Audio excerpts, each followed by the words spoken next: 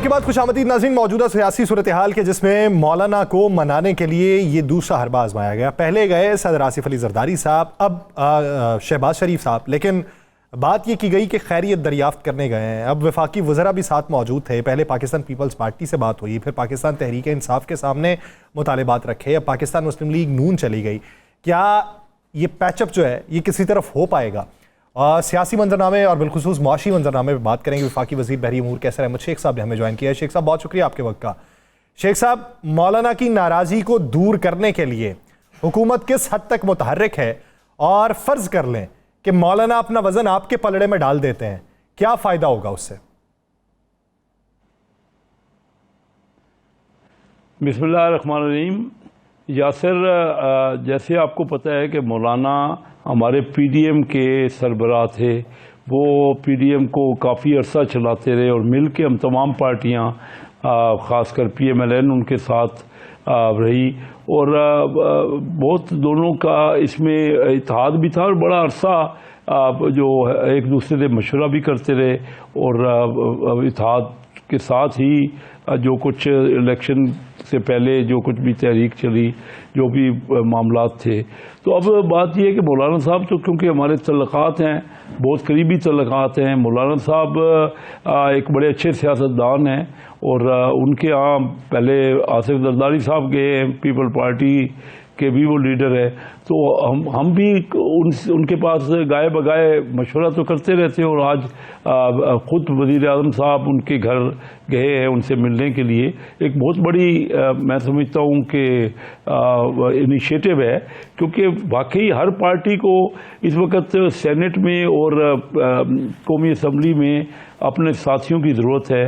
और मैं ये समझता हूँ कि जितना ज़्यादा इत्तेहाद होगा उतना हम स्मूथली चलेंगे कौमी असम्बली में और सेनेट में।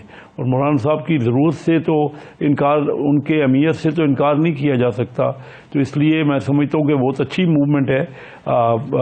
मियाँ शहबाज शरीफ साहब गए हैं और वो क्योंकि बहुत अरसे से उनका हमारा तल्लुक है और मैं समझता हूँ कि वो हमारे साथ रहेंगे और इससे पाकिस्तान मुस्लिम लीग कंसोलिडेट होगी। देखिए, एक उनकी अपनी एक सियासी पार्टी होने के अलावा उनकी एक ग्रास रूट लेवल पे भी बहुत बड़ी अहमियत है। तो इससे मैं समझता हूँ कि मुख्तलिफ सूबों में भी हमें चाहिए कि शेख साहब, अगर मौलाना फजल रहमान साहब हुकूमत के साथ आ जाते हैं तो क्या मौलाना फजल रहमान साहब के हुकूमत के साथ आने से पाकिस्तान के अंदर महंगाई ख़त्म हो जाएगी, आवाम को बिजली सस्ती मिल जाएगी, गैस सस्ती मिल जाएगी, आवाम जो है, जो ताजर हैं, उन पर टैक्स की जो एक तलवार लटक रही है वो ख़त्म हो जाएगी? क्या बेरोज़गारी का खात्मा हो जाएगा? देखिए, ये बिजली सस्ती होना या बेरोज़गारी का खात्मा होना और ये एक लॉन्ग टर्म प्लानिंग है। ये कोई स्विच ऑन और स्विच ऑफ नहीं है कि फौरी तौर पे हो जाएगी। और ना मैंने कभी आपसे ये कहा है, क्योंकि इसमें तो एक लंबी प्लानिंग की ज़रूरत है और काफ़ी हमें अपने स्ट्रक्चरल चेंजेस करने की ज़रूरत है। लेकिन आप देख रहे हैं कि केपीके में और बलूचिस्तान में जो जिस किस्म के हालात हैं, मौलाना फजल रहमान की बहुत अहमियत है इस पोजीशन लॉ एंड ऑर्डर के लिए। उनका बलूचिस्तान में और केपीके में बहुत उनके रूट्स हैं और मैं ये समझता हूँ कि हमें तमाम सूबों में अपने इत्तेहादियों को साथ रख के उन मामलात को बेहतर करना है और अमन व अमान की सूरत हाल को बेहतर करना है। ये तो जो आपने कहा ना कि महंगाई, इसमें तो मैं नहीं कहता, ये तो एक लंबा अरसे की बात है और काफ़ी हमें जद्दोजहद करनी पड़ेगी, उसमें मिल के काम करना पड़ेगा तमाम पार्टियों को। लेकिन मौलाना फजल रहमान की ग्रास रूट लेवल पे भी बहुत अहमियत है। वो लोगों के, और अभी जो बलूचिस्तान के हालात हुए हैं, बलूचिस्तान में तो वो बहुत उनकी पोजीशन है और मैं ये समझता हूँ कि बेहतर है कि जितना हम मिल के काम करें। हम तो देखिए ना, शुरू से ही हमारे पास मेजॉरिटी तो नहीं है, पीपल पार्टी और मुस्लिम लीग ने मिल के हुकूमत बनाई है और बाकी भी हम पहले दिन से चाह रहे थे कि हम और भी पार्टियों को मिला के अपनी हुकूमत को मजबूत करें। कैसर अहमद शेख साहब, सवाल ये है, फ़र्ज़ कर लें मौलाना आपके साथ मिल जाते हैं, क्या आप मौलाना की हिमायत के बाद आपको 2/3 अक्सरियत मिल जाएगी और जो कानून साजियाँ या तरामीम आप करना चाहते हैं वो हो जाएंगी? और अगर वो फिर भी नहीं होती तो फिर ये ऊंट किस करवट बैठेगा? देखिए, मौलाना साहब के इतने अक्सरियत इनके वोट नहीं हैं और ना हमें कोई 2/3 मेजॉरिटी उनके साथ मिल जाएगी। कैटेगोरिकली ये बात है। और हम कोई आईनी तरमीम करने जा ही नहीं रहे। कौन किस किस्म की आईनी तरमीम? हम तो जो वैसे कोई यानी तरमीम होती है, तरमीम नहीं करने जा रहे। वैसे कोई कानूनी होते हैं, कोई कानून बनाना है, लेजिस्लेशन करना है, वो तो हम ज़रूर करने जा रहे हैं। लेकिन और करते रहेंगे, जो भी बेहतर कर आएगी, किसी की तजवीज़, कोई प्राइवेट मेंबर डे से भी कोई हमें करारदाद पेश करता है या तहरीक पेश करता है तो उसको भी हम उसको भी मंजूर कर लेते हैं अगर वो हमें ज़्यादातर हमें पसंद होती है या समझते हैं कि मुल्क के लिए बेहतरी है उसमें। तो ये तो देखिए, इस वक्त 2/3 मेजॉरिटी वाली बात तो है नहीं, ना ही हम कोई कानून में तरमीम करना चाह रहे हैं। तो इसलिए, लेकिन मैंने आपको पहले ही बता दिया कि एक सिग्निफिकेंस है मौलाना साहब की। वो एक बहुत सीजन लीडर हैं और सबको उनकी अहमियत का अंदाज़ा है और हम उनको इज़्ज़त हमने दी है और मैं समझता हूँ कि होना चाहिए। पॉलिटिकल पार्टीज़ में मैं तो पहले दिन से आपसे कह रहा हूँ कि डायलॉग होना चाहिए। मैं पीटीआई से भी कई बार आपके प्रोग्राम में कह चुका हूँ कि पीटीआई जब इलेक्ट होते हैं, जब वो पार्लियामेंट में आते हैं, तो फिर क्यों नहीं, वो क्यों हमें कहते हैं कि जी पीपल पार्टी वाले मुस्लिम लीग वालों के साथ तो हम बैठ ही नहीं सकते, चोर डाकू हैं। जो भी इलेक्ट होता है पाकिस्तान में इलेक्शनों में, तो वो उन सब के साथ जब मेजॉरिटी नहीं है तो डायलॉग करना पड़ेगा, मिलजुल के कंसेंसस बनाना पड़ेगा और हमें लोगों की बातें करना पड़ेगी। हमें आपस का ये जो रंजिशें हैं और जो एक दूसरे के साथ गुस्सा है वो खत्म करना होगा पाकिस्तान को आगे बढ़ाने के लिए। अदरवाइज ये कहना कि सिर्फ कोई एक बड़ी अच्छी बात की आपने बहुत अच्छी बात की। बिल्कुल होना चाहिए, सबको मिलके इस पाकिस्तान के लिए सोचना चाहिए। आपकी बात बिल्कुल दुरुस्त है। शेख साहब, मियां साहब कब जा रहे हैं लंदन? ये राना साहब, मैं मीडिया पे सुन रहा हूँ, हमारे कैबिनेट की मीटिंग थी कल भी, किसी किस्म का वहाँ जिक्र नहीं हुआ।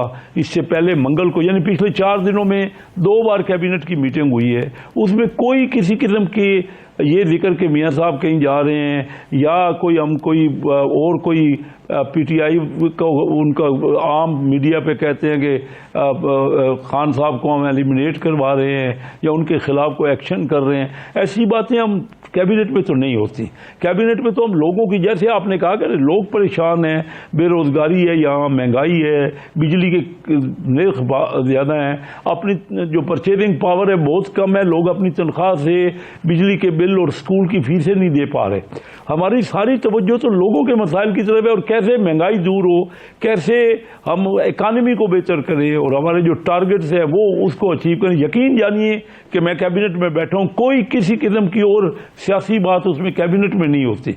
अब ये बात आपके यहाँ से ही मैं सुन रहा हूँ कि मियाँ साहब जा रहे हैं, मुझे तो कोई इसका इल्म नहीं है।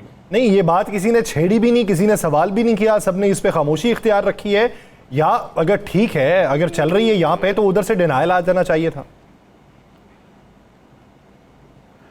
वो देखिए, किसी ने नहीं छेड़ा, कोई काबीना में इस बात पे कोई किसी किस्म की बात नहीं हुई। वैसे शेख साहब बात ही नहीं है। डिनाइल तो बात है, किस बात का डिनाइल देंगे? नहीं सर, हैरत की बात ये है, कोई आपके हैरत की बात ये है कि पार्टी सरबराह हैं, 3 बार के वजीर आजम रह चुके हैं, पार्टी को लीड कर रहे हैं, उनके विजन के मुताबिक ही पार्टी जो है वो आगे बढ़ रही है, लेकिन उनका तज़किरा हो रहा है कि वो बीमार हैं, वो इलाज की गर्ज से जाना चाहते हैं।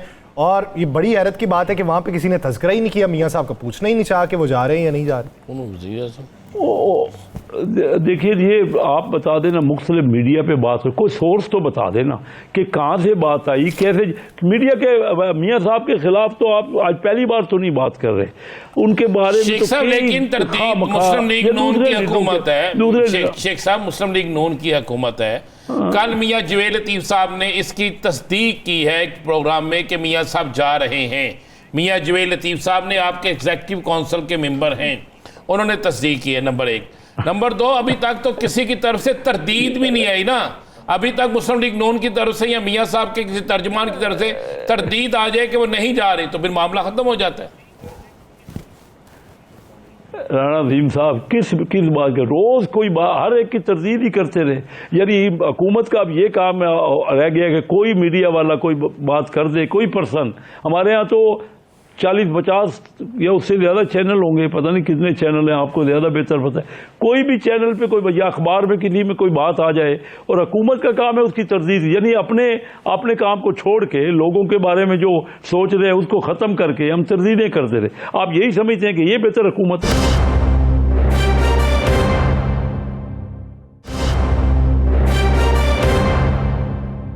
बहुत अच्छे शेख साहब, मैं आपकी बात को 100% मानता हूं। हुकूमत का काम ही ये नहीं है। हुकूमत का काम है मईशत के ऊपर आके प्रेस कॉन्फ्रेंस करे, हुकूमत का काम है कैबिनेट के फैसलों के ऊपर आके करे, हुकूमत का काम है मुश्किलात के हवाले से करे। लेकिन हुकूमत कर क्या रही है? हुकूमत अपना काम ये निभा रही है कि पाकिस्तान तहरीक इंसाफ के बानी के जेल में सहूलियात क्या है, 5 स्टार होटल से खाना कैसे आता है, उनके सेल में से क्या कुछ प्रोड्यूस हो चुका है, उनकी पार्टी कितनी इंतशारी है, उन्होंने माजी के अंदर क्या कुछ किया है। सर ये प्रेस कॉन्फ्रेंसेज हैं। आप जो पैराया दिखाते हैं या आप जो मंजरनामा दिखा रहे हैं वो हमें किसी भी कैबिनेट मेंबर की तरफ से देखने को नहीं मिलता।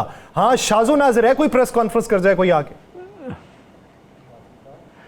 नहीं, आज मैं असेंबली में था तो पहले उमर अयूब साहब ने सारी बातें की, ये कहा कि उनके खिलाफ बानी पीटीआई के खिलाफ ये हो रहा है, उनको ये तो उसका जवाब देना पड़ा असेंबली के फ्लोर पे।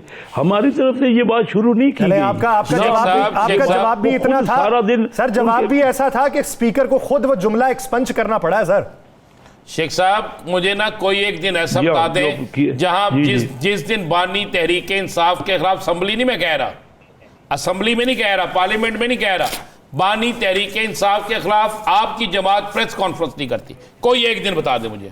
हफ्ते में 7 दिन होते हैं, कोई एक दिन बता दें। देखिए राणा रहीम साहब, अगर कोई करते हैं ना, मैं तो आपको बताऊं, सबको मिल के इस वक्त मुल्क का सोचना चाहिए। मैं तो इसको बिलीव नहीं करता अगर हम इसी झगड़े में पड़े रहे तो जो कुछ हमारे साथ हुआ है ना, 77 साल गुजर गए, हम कहाँ थे और कहाँ पहुँच गए। मैं खुद याद करता हूँ कि जब मैं चीन जाया करता था तो कई चीज़ें हम उनको सिखाया करते थे। मैं उनमें शामिल हूँ, जो लोग हम उनको बताते थे कि क्या किस तरह इकानमी को बेहतर करना है। आज देखिए वो कहाँ पहुँच गए हैं। और इंडिया देख लीजिए, 1990 तक हमसे 4 गुना था, आज 14 गुना उनकी इकानमी हो गई है। शेख साहब, मुझे ये तो बता दें, IMF के साथ हमारा फड्डा क्या हो गया है कि कम सीधा ही नहीं हो रहा? जी हाँ, ये देखो ना, बड़ा अहम सवाल है जो आपने किए। हमें ज़्यादा इधर तवज्जो करनी चाहिए। देखिए आज मोदी जी ने हमारी रेटिंग को बेहतर की है, नीचे से बेहतर किया है। पहले बहुत ज़्यादा उसमें नीचे थी हमारी रेटिंग, तो बेहतर हुई है। इसी तरह फिंच ने भी हमारी रेटिंग को बेहतर की है।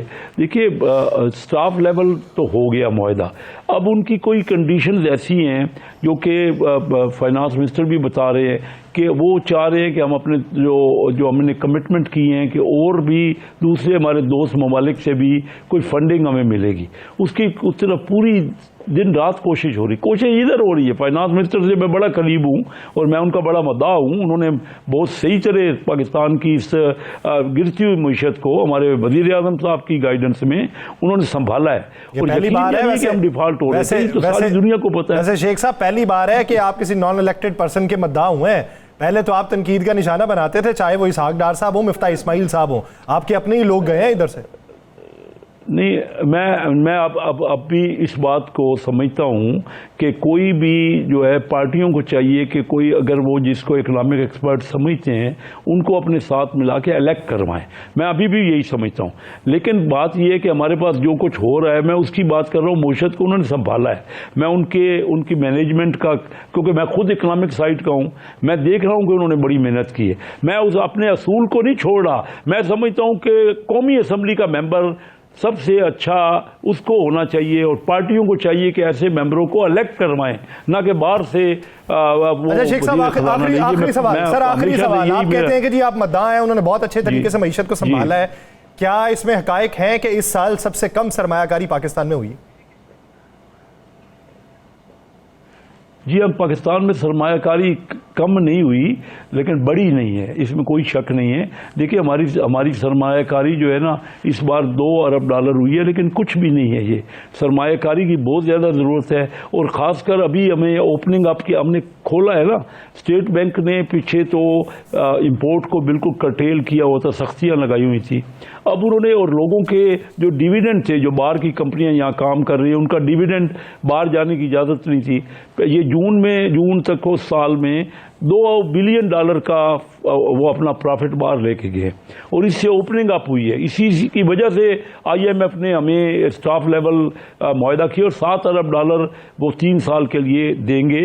और मैं समझता हूँ कि मोदी ने, ये मामूली बात नहीं है, कोई हमारी बहुत अच्छी रेटिंग नहीं है, लेकिन रेटिंग जो बेहतर हुई है ये मोदी की और फिंच की, जो रेटिंग बेहतर हुई है, इससे पाकिस्तान के बेहतरी के आसार जो है वो नुमाया होना शुरू हो जाएंगे और पाकिस्तान में मजीद सरमायाकारी भी होगी। बहुत शुक्रिया कैसर अहमद शेख साहब इस वक्त देने के लिए। नाज़रीन, आज से कुछ अर्सा पहले कहा यह जाता था कि सितंबर जो है वो सितमगर साबित होगा, अक्टूबर में मंजरनामा तब्दील होना शुरू होगा और नवंबर में जो ये समझते थे कि हमारे हाथ में बहुत कुछ है, ये सब कुछ है, उनके हाथ में कुछ नहीं रहेगा।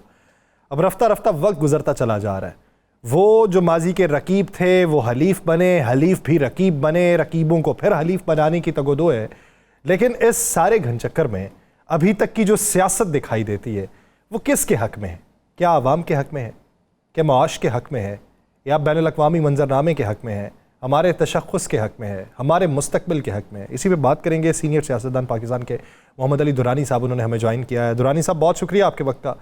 दुरानी साहब, एक बैठक आपने लगाई, उसके बाद आसिफ अली जरदारी साहब मौलाना से मिले, फिर उसके बाद PTI वाले मौलाना से मिले, अब शहबाज शरीफ साहब मौलाना से मिलने चले गए। ये मौलाना के पास हुक्म का कौन सा इक्का है कि सबको उस इक्के की ट्रेल देखनी है? बिस्मिल्लाहिर्रहमानिर्रहीम। इंशाअल्लाह अगला ही जब बैठक होगी उसके बाद ये टेंट लगा लेंगे मौलाना के घर के बाहर। मतलब ये है कि जिस चीज का इन्हें खौफ है वो ये है कि ऑपोजिशन का एकता जो है वो इज इक्वलेंट टू पब्लिक एकता। जब पब्लिक का जो इत्तेहाद है इनके खिलाफ और जो इन्होंने आवाम का हक मारा हुआ है, उससे खौफ है, इनको अपना खौफ है कि ये बार बार जा रहे हैं। मौलाना एक आलिम दीन है, एक मंझे हुए सियासतदान है, क्या इनका क्या ख्याल है कि वो आवाम का साथ छोड़ के इनके साथ बैठेगा? ये दरचक्कर ही लगाते रहेंगे और आखिर में इनका अपना घन चक्कर बन जाएगा, कुछ नहीं बनेगा। दुरानी साहब जो बात की है एहसन इकबाल साहब ने, उन्होंने तो ये कहा है कि हमने जो है किसी के जाके अमेरिका में पाँव नहीं पकड़े, जाके किसी सेनेटर्स के जाके पाँव नहीं दबाए या उनके सामने हाथ नहीं जोड़े, हमने मुकदमात सारे भी इधर पाकिस्तान में ही भुगते हैं और हमने किसी से NRO नहीं लिया, हम यहीं पे बैठे हैं, आप भी भुगते हैं। देखें जनाब, अब इस असल में ये सियासत भी नहीं है, ये हिकमत भी नहीं है, ये बचपना है और ये बचपने की बातें हैं। अब ऐसे बच्चे बातें कर रहे हो तो उसकी बातों का क्या इंसान जवाब दे? कि मतलब ये है कि पूरी दुनिया के अंदर आप लोगों ने पाकिस्तान को बदनाम कर दिया है, पूरी दुनिया के अंदर आपकी धांधली और आपके इंतखाबी निशान छीनने से लेके आवाम के ऊपर आपके मुजालिम और सियासी कैदियों का जो आपने हाल किया हुआ है और मुल्क की मईशत को मुल्क के अंदर सियासी अदम इस्तेहकाम की वजह से आपने तबाह किया हुआ है, जिसके लिए चाइना भी आपको यही कहता है, अमेरिका भी आपको यही कहता है, पूरी दुनिया के IMF तक आपको यही कहता है। आपको जिनसे कर्जे मांगने के लिए आप सुबह शाम कशकोल लेके फिर रहे होते हैं वो आपको नजर नहीं आता और किसी की पार्लियामेंट में जाके पांव पकड़ के ये किया। ये बचपना है, ये बचपना भी नहीं है, ये एक मतलब क्या कहूं, शर्म से आरी होने वाला एक बयानात हैं कि जिसमें आपको समझ ही नहीं है कि आप क्या कह रहे हैं। इनमें से जो जेल में रहा होगा उससे पूछे जेल क्या होती है, और इनमें से जो कोई जो है अगर मुल्क से बाहर जाता हो तो बताए आके कि मुल्क का क्या हाल है दुनिया के अंदर और कैसा लगता है इनको जब ये बार बार जाके रोल ओवर के लिए पांव पकड़ते हैं और मिन्नतें करते हैं और वो आगे से ये कहते हैं कि तुम अपने मुल्क के अंदर पॉलिटिकल रिकंसिलिएशन करो, चूंकि पॉलिटिकल रिकंसिलिएशन के बगैर जो है आपका मुल्क मुआशी तौर पर स्टेबलाइज नहीं हो सकेगा। ये वो कह रहे हैं। कौन कह रहे हैं? चाइना के जो वजीर आए थे उन्होंने एहसन साहब को सामने बिठा के ये बात कही थी। उस वक्त इन्हें शर्मिंदगी नहीं महसूस हुई।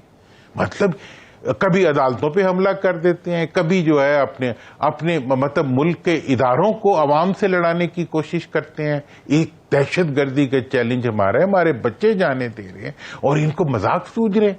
ये असेंबली में खड़े होकर कार्टून बनाते हैं और कार्टूनों वाली बातें करते हैं। अफसोसनाक है ये सारी बातें जो ये कर रहे हैं। राणा साहब ने तो आमीन करवाया, मेरा तो पता नहीं कुछ और दिल कर रहा है कि मतलब ये क्या बातें हैं जो ये कर रहे हैं और क्या सोच के कर रहे हैं। और इन दिनों में जो कुछ इनका रवैया, कभी अब ये क्या है कि जी अदालतों, पहले इन्होंने कोशिश की कि मुल्क की इदारों को, अफवाज को जो है अवाम से लड़ा दे, एक पार्टी के खिलाफ पिच कर दें, झूठी खबरें दे दे के। अब जो है ये कोशिश कर रहे हैं कि मुल्क की अदालतों को जो है वो अवाम के खिलाफ खड़ा कर दें। को खुदा का खौफ करो, सब तुम्हारे खिलाफ निकल आएंगे अगर तुमने ना समझा तो। दुरानी साहब बहुत शुक्रिया सर, वक्त खत्म हो चुका है प्रोग्राम का। पूरा है नाज़रीन, मुझे और राना साहब को दीजिए इजाज़त। आपसे मुलाकात होगी पीर के रोज़। अपना बहुत सा ख्याल रखिएगा। अल्लाह ने के बाद।